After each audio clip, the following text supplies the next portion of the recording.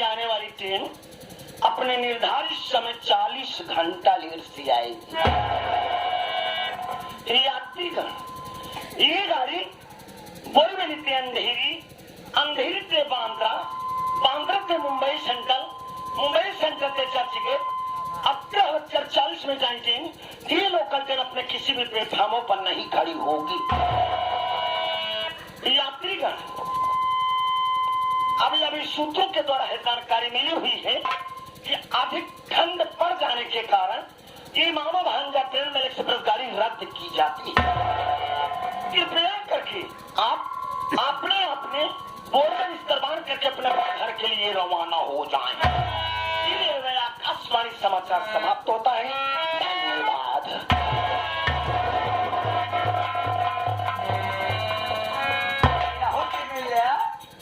Railway मंत्रालय आएगा। योगी और मोदी केहू को नहीं पाए, इनका रेलवे मंत्रा बनाए हैं। सूचना देता है, आप सब देखा सुना कि लोकल ट्रेन किसी भी प्लेटफार्म पर नहीं रुकती है।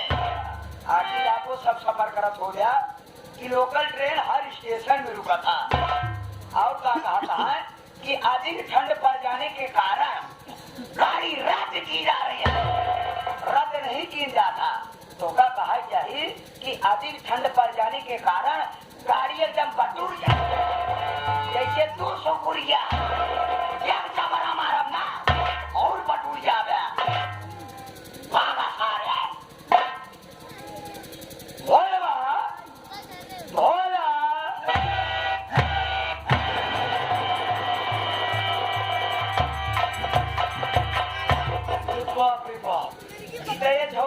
जैसे योगी छूटा साल ऐसी दूरियत से बात करी। ये भोला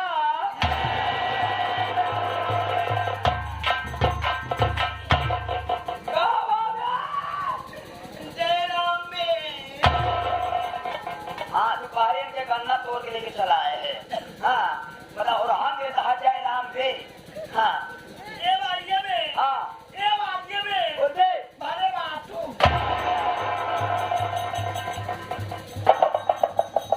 यार हम एकदम ठीक रही सबे भोलवा हम भरे बाटो भाई। अब हमका हाँ मेरा पत्ती सड़क समझे में नहीं आवत बा। ये भोला भैया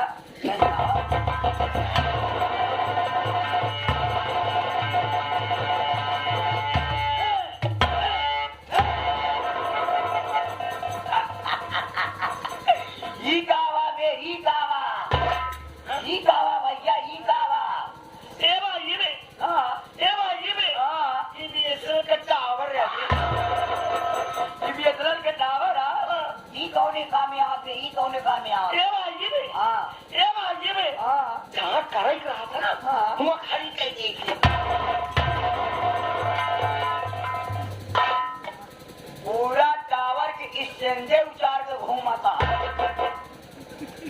बतावा जहाँ करे जरा धुआं खाली कर देते तो का कहा जे जा फोन लगाए बड़ा धुआं खींच के टावर खड़ा कर देती है का हमारे घर में खाली कर देते। ये भोला क्या भैया कुछ है आ भैया बीड़ी पीवा हाँ भैया ठंडी लागत ज्यादा।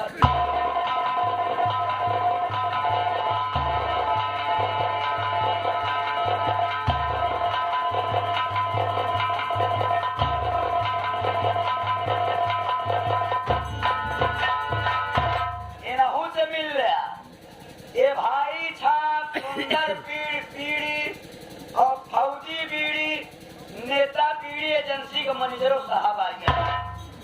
जरा 15 दिसंबर तक आर्डर है हमारे चल जाएगी। हम और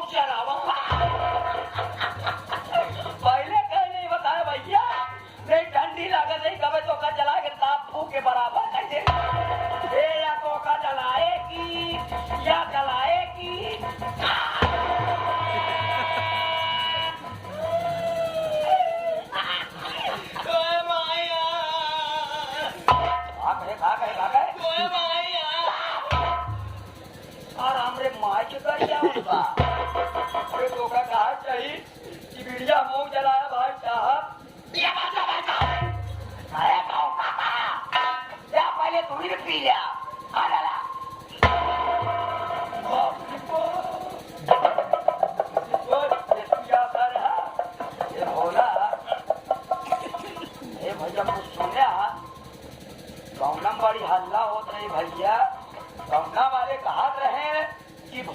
के माई भगवान से फांसी बा।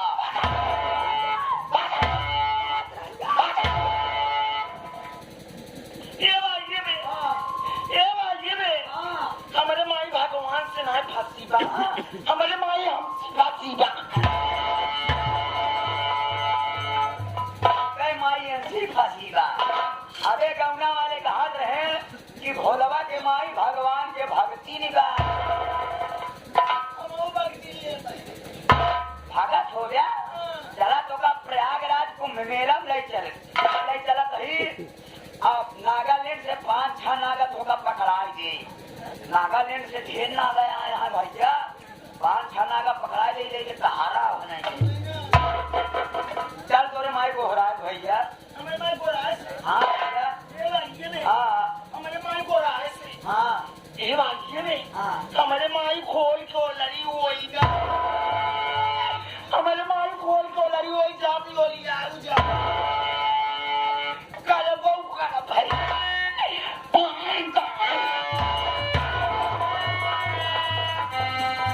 ए भैया निगौनी वाले भैया आज सब ये बात हो गया। घोरवा जब से आज तब से अंडे बंद बकत बा। ठीक है सहाय के अनुसार एकदम साफ बात है कि हमारे माई दरवाजा खोल के ओलरी होई बोली आऊ जा भाई करबो करब 5 बात। पता नहीं ऐसे कौन 5 बात करी। ए भाई में हाँ ए भाई में बोल बा। हम मेरा आलू ले गए हम तो जमात शादी कर गया। चल भैया तोरे माई को हो रहा है थे अपने माई फूल ब्याह हो जाए। हाँ तो मान ले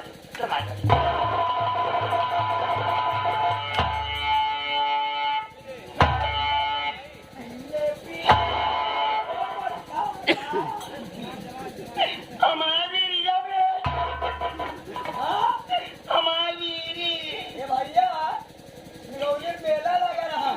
मामा भाई ने नौटंकी आ रहे सब नौटंकी देखे आ रहे और ठंडी लगा रही सारी बीड़ी पिया के बीड़ी चुप गए। हमारी बीड़ी चुप गए भैया। हमारी इतनी बीड़ी नहीं जा ये जने आ रहे बीड़ी चुप गए इसको बीड़ी नहीं। हमारी बीड़ी देना क्यों जाओ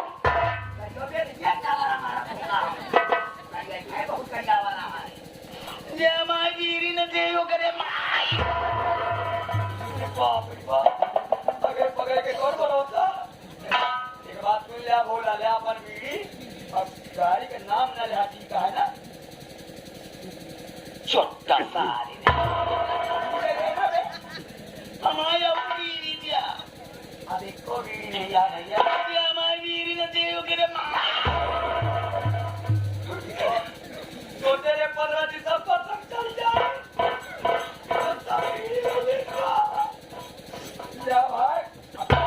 नाम न लिया शोरकट सारे हमारी माची दिया हमारी माची दिया माती से नहीं बात है। यह बात है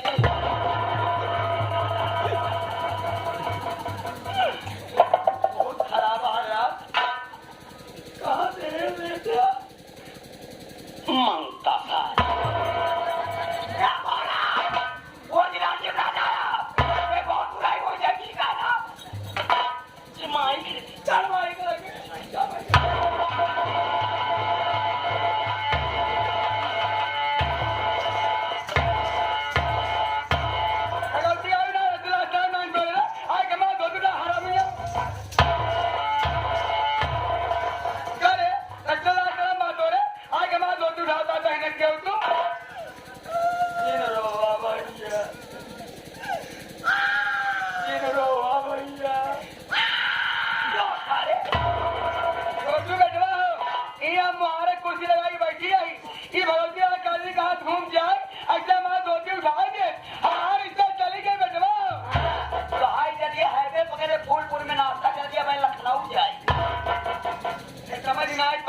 हमें कुर्सी बैठिए देखे कि नहीं नहीं भगवती काली कहा घूम के आए ऐसे हमारे बकरिया उठाएंगे हमारी चक्कर चली गए। हम खड़ा होकर देखा था ही कि भोलवा का तो हाथ पाँव छुए जैसे तो हाथ पाँव छुए वैसे धोती तो हार गए उनके उठा फंस तो धोती गए उठ जब करत रहे अटक गई तो हम कर गए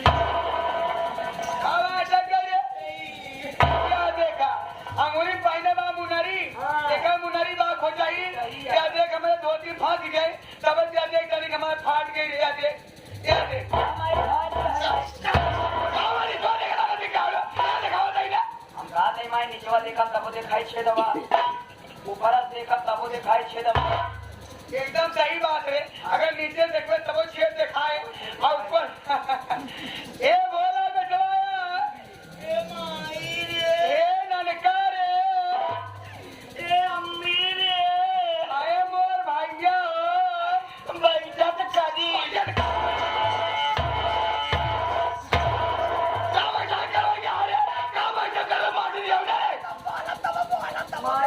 हमसे कुछ कहे काई हे बोला हमसे कुछ कहा क्या करे हम कुर्सी बैठ जाई नहीं हो गया अच्छा सही बोल हम बैठे थे कुर्सी चला बोल हाँ बोल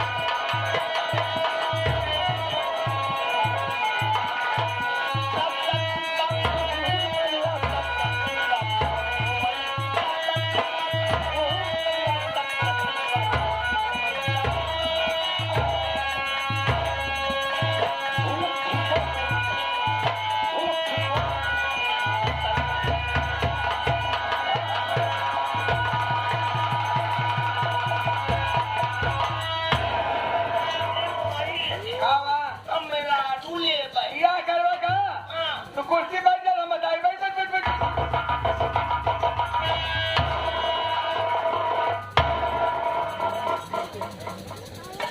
आवा दर्शन कैया बजरंग वाली बनवा पर से आई आगे भोलवा भोलवा निजवा धारे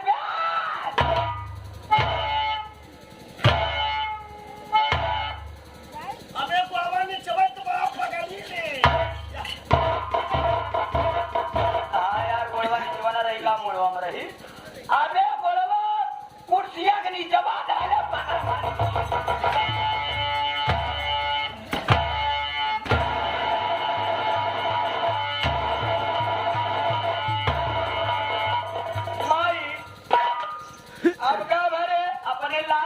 देखा का भा एक गोड़े में चप्पल एक गोड़े में जूता देख लिया कितना इज्जत करत रहा हे भोला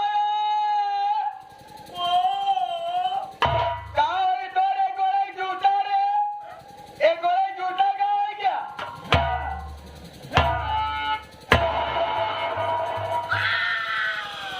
का भा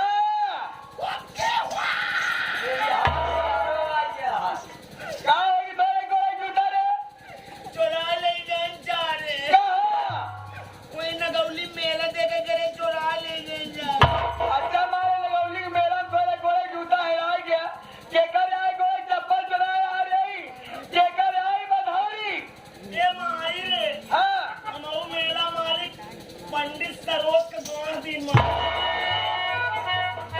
पंडित सरोज जी कहाँ से माई अकाऊ पंडित सरोज सवेरे मिल गए तो सवेरे ईमानदारी दे के माई रे देवे ना ए माई रे क्या वहाँ ए माई रे बोल बे मेरा आलू ले बस बिया कर बे लेकिन बताओ बोला हो तो और बिया हम कहीं दे बेटवा तो का कैसे मेहरारू चाहिए किस मेहरारू चाहिए बेटवा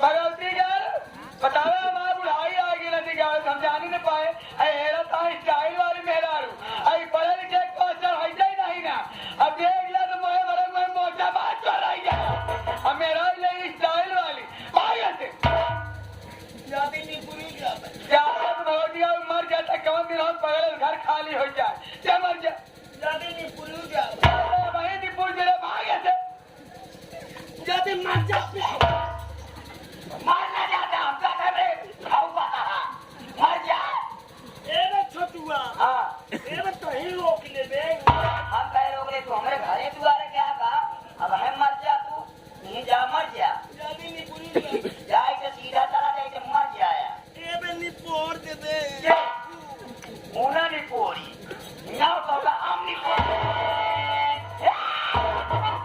ये बोला अगर मर जाएगा ना तो हाथ बिया हो न हो हम ना मार पाए हाँ बिया का तो हम ना मर पाए ए क्या देखा ये हम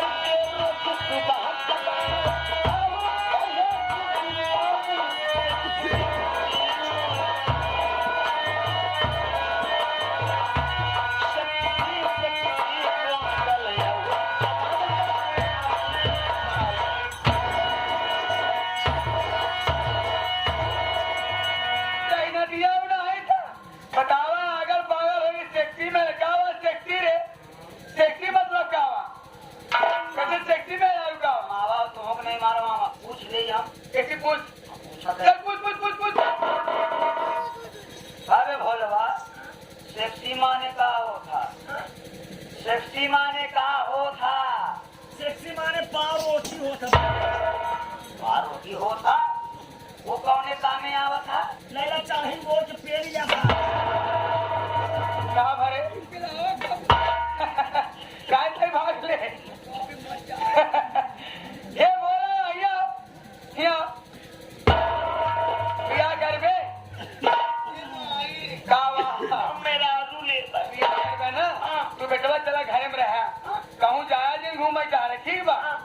घरे में रहा, हम जाते तो कब न बढ़िया मेहरारू हेर के तो और बिया हम करवाए थे फिर, लेकिन घर छोड़ के जाया जी, जा तू घरे में। जय माँ